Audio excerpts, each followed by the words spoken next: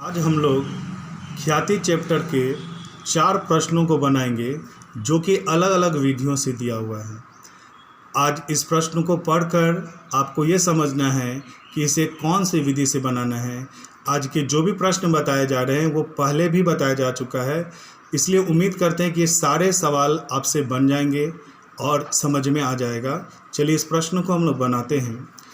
प्रश्न में लिख रहा है कि ए और बी एक फर्म में साझेदार है, यानी एक साझेदारी व्यवसाय है जिसमें 2 साझेदार ए और बी हैं। वे सी को फर्म में प्रवेश देना चाहते हैं, यानी कि पहले से ए और बी एक फर्म में साझेदार है और वह चाहता है कि सी को भी इस फर्म में नया साझेदार बनाए। और इसी उद्देश्य के लिए ख्याति को पिछले 5 वर्षों के औसत शुद्ध लाभ के 3 वर्षों के क्रय पर ख्याति की राशि की गणना कीजिए कह रहा है। तो जैसे यह लाइन हम पढ़े, इसी लाइन से हमें पता चल गया कि हमें क्या करना है। तो यहाँ लिखा हुआ है ख्याति की राशि की गणना कीजिए, यानी कि हमें ख्याति की राशि की गणना करनी है। अब प्रश्न उठता है कि कौन सी विधि से ख्याति की राशि की गणना करना है। तो प्रश्न के पीछे जाइए, क्या लिख रहा है, इस उद्देश्य के लिए ख्याति को पिछले 5 वर्षों के औसत शुद्ध लाभ, और औसत शुद्ध लाभ मतलब क्या हो गया, एवरेज प्रॉफिट मेथड। तो इसका मतलब है कि ये ख्याति की गणना हमें कौन सी विधि से करनी है। तो औसत शुद्ध लाभ के कितने वर्षों, 3 वर्षों के क्रय, यानी कि ये नंबर ऑफ ईयर परचेज हो गया। तो इस प्रश्न को देखकर आपको पता चल गया है, इस प्रश्न में हमें ख्याति की राशि की गणना करनी है।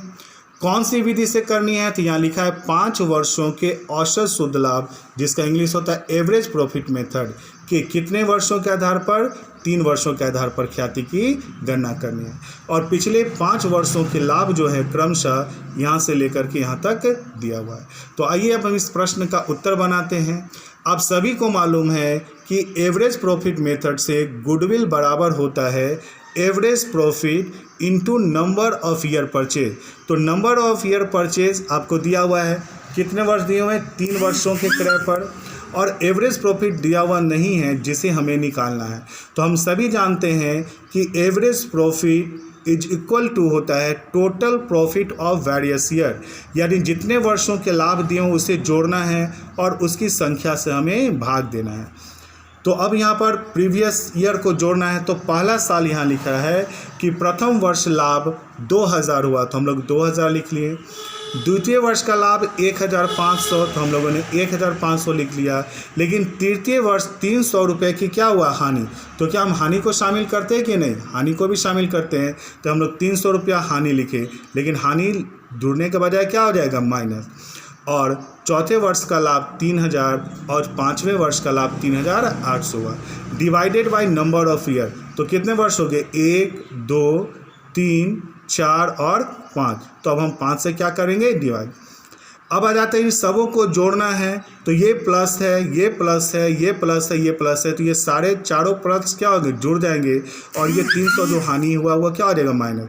तो पहला, दूसरा, चौथा और 5वां को जोड़ेंगे तो इसका टोटल हमारे पास आएगा 10,300।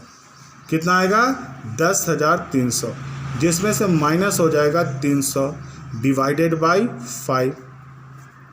तो यहाँ पर हो जाएगा आपके पास कितना, 10,000, उसको 5 से क्या करिए, डिवाइड।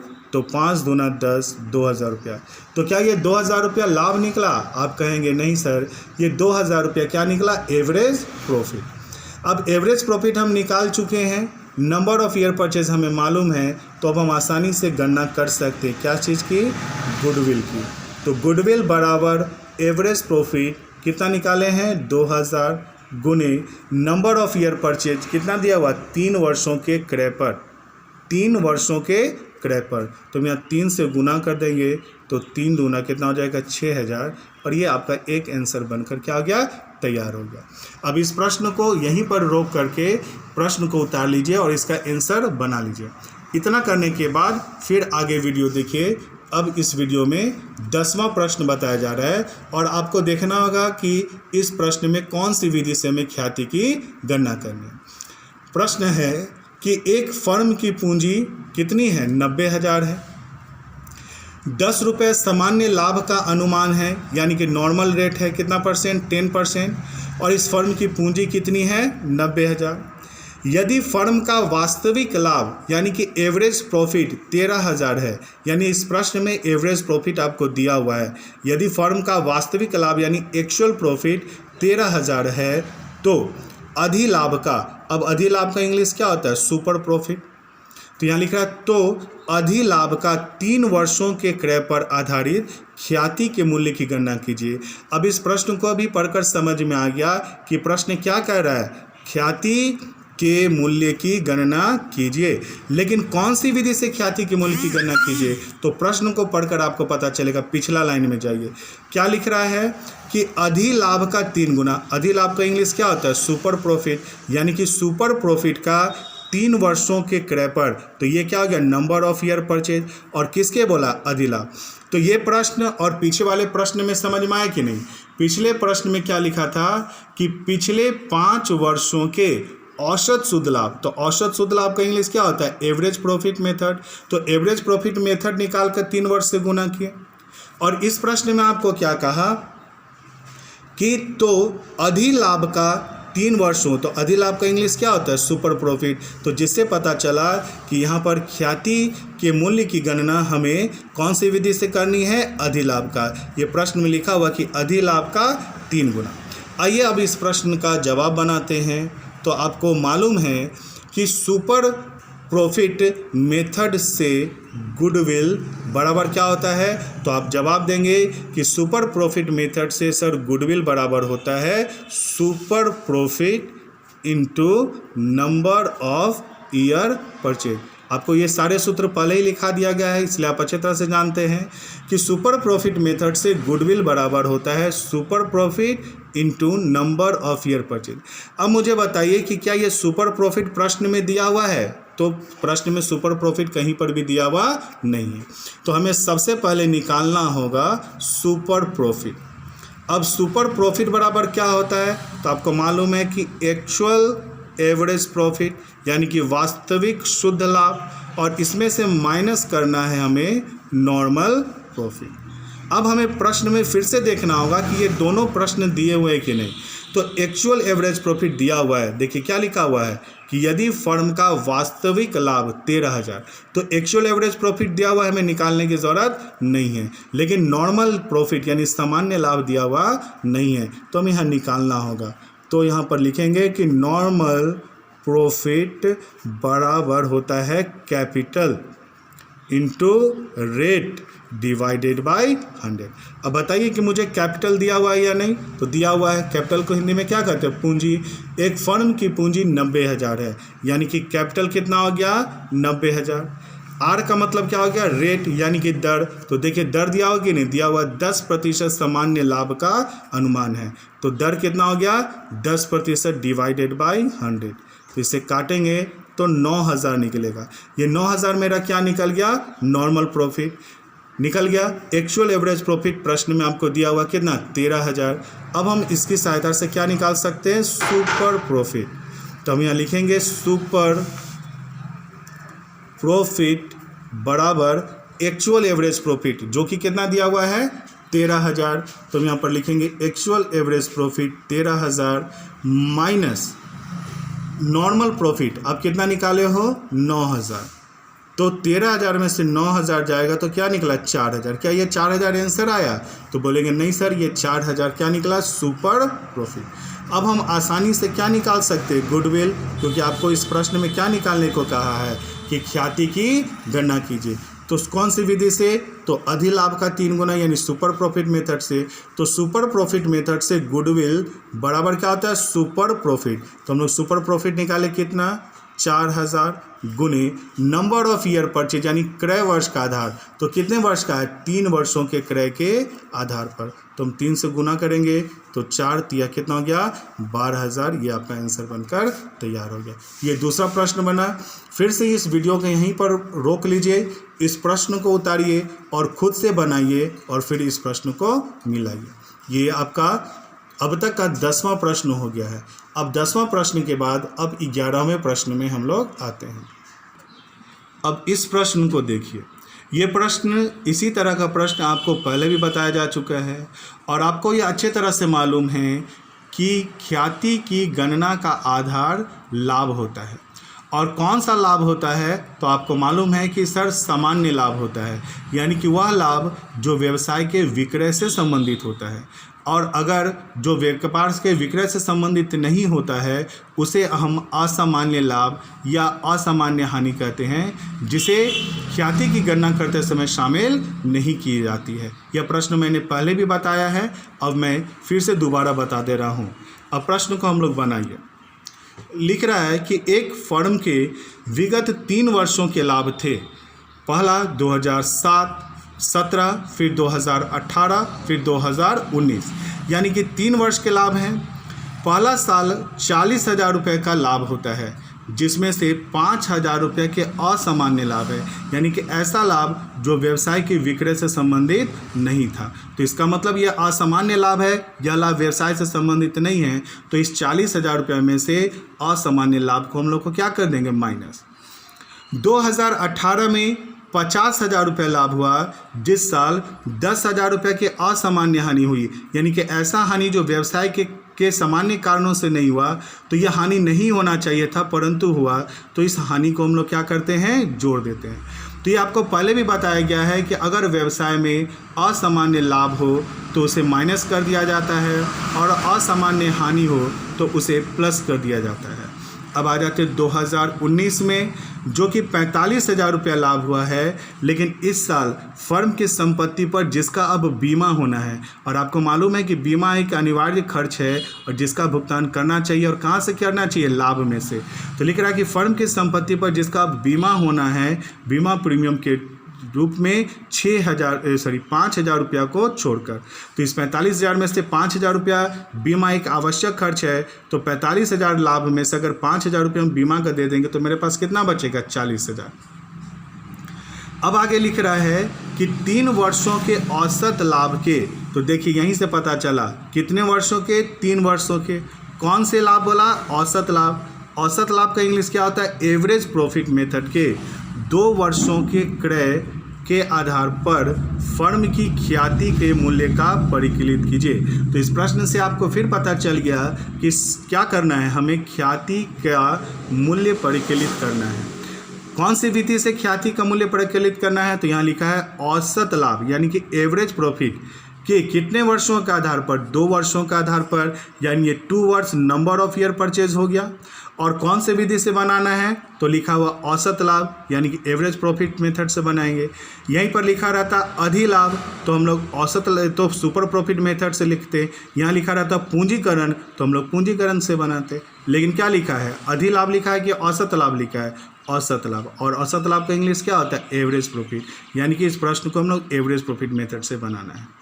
चलिए फिर से हम आपको बता दें कि ख्याति की गणना करते समय हम केवल उन्हीं लाभों को लेते हैं जो कि व्यवसाय के सामान्य लाभ हैं, यानी कि जो विक्रय से संबंधित है। अगर इस लाभ में अगर असामान्य लाभ है तो उसे माइनस कर दिया जाता है, और असामान्य हानि है तो उसे प्लस कर दिया जाता है, और यदि कोई खर्च है तो उसे लाभ में से घटा दिया जाता है। यह पहले भी प्रश्न बनाए हैं, तो फिर से हम इस प्रश्न को बनाते हैं। तो इस प्रश्न से आपको पता चल गया है कि क्या करना है। यहाँ लिखा हुआ ख्याति का मूल्य परिकलित करना है। कौन सी विधि से करना है? तो यहाँ लिखा है औसत लाभ, जिसका इंग्लिश क्या होता है? एवरेज प्रॉफिट मेथड के 2 वर्ष, यानी नंबर ऑफ ईयर परचेज दिया हुआ है। अब हम लोग गुडविल बनाएंगे, तो सबसे पहले यहाँ लिखेंगे गुडविल बराबर कौन सी विधि वाला? औसत लाभ विधि। तो गुडविल बराबर क्या होगा? एवरेज प्रॉफिट, जो कि हमें निकालना होगा, और इनटू लिखना होगा नंबर ऑफ ईयर परचेज, जो कि दिया हुआ है, इसे निकालने की ज़रूरत नहीं है। कितना दिया हुआ? 2 वर्षों के क्रय के आधार पर। अब बताइए कि क्या एवरेज प्रॉफिट हम डायरेक्ट इन लाभों से निकालेंगे? तो आप कहेंगे सर नहीं, क्योंकि इन लाभों में असामान्य लाभ हानि सब मिला है, इसीलिए हम इसे समायोजित करना होगा। तो चलिए हम लोग यहाँ पर निकालते हैं एडजस्टेड प्रॉफिट। प्रॉफिट को हम एडजस्ट करेंगे। पहला हम लेंगे 2017, जिसमें लाभ कितना हुआ है? 40,000। लेकिन इस 40,000 रुपया में 5,000 रुपया असामान्य लाभ हैं, लेकिन जो कि होना नहीं चाहिए, तो इसे माइनस कर देंगे। तो टोटल कितना आ गया? 35,000। 2018 में 50,000 रुपये का लाभ हुआ है, जिसमें से हानि हुई थी और हानि को जोड़ दिया जाता है, तो हानि को हम लोग यहाँ पर जोड़ देंगे। तो 50 और 10 कितना हो जाएगा? 60,000। और 2019 में लाभ कितना हुआ है? 45,000। और इस 45,000 रुपया में फर्म की संपत्ति जिसका बीमा होना बाकी है, और आपको मालूम है बीमा खर्च है और खर्च से लाभ क्या होता है? घटता है, तो इसे हम माइनस कर देंगे। तो आपके पास आ जाएगा यहाँ पर 40,000। अब ये आपका एडजस्टेड प्रॉफिट निकल गया। अब हम निकाल सकते हैं आसानी से एवरेज प्रॉफिट। तो एवरेज प्रॉफिट बराबर क्या होता है? टोटल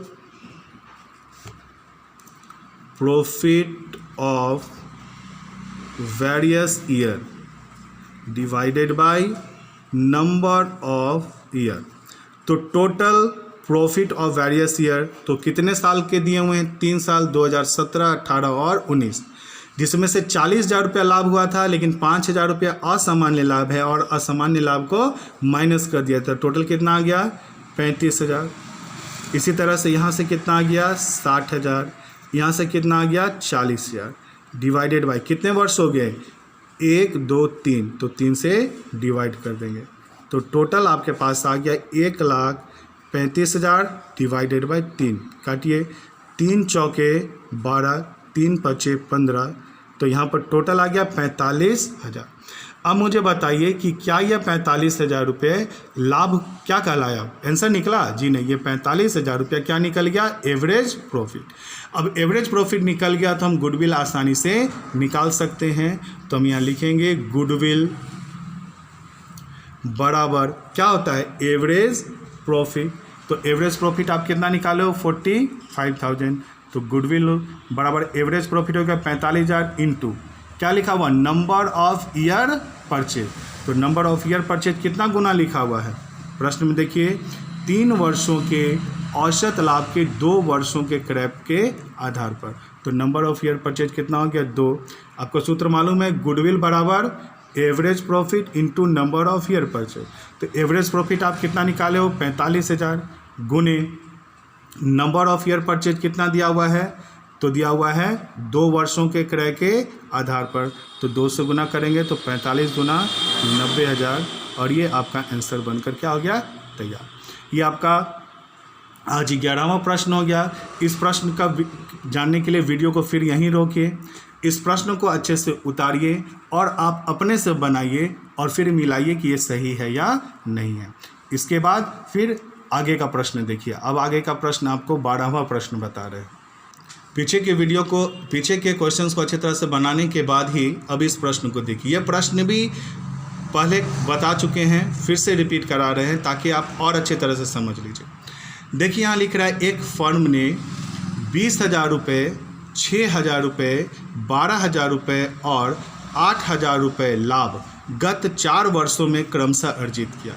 यानी कि एक फर्म है जिसने 4 वर्षों में लाभ अर्जित किया है। पहला साल 20,000, दूसरा साल 6,000, तीसरा साल 12,000 और चौथे साल 8,000 लाभ गत 4 वर्षों में अर्जित किया है।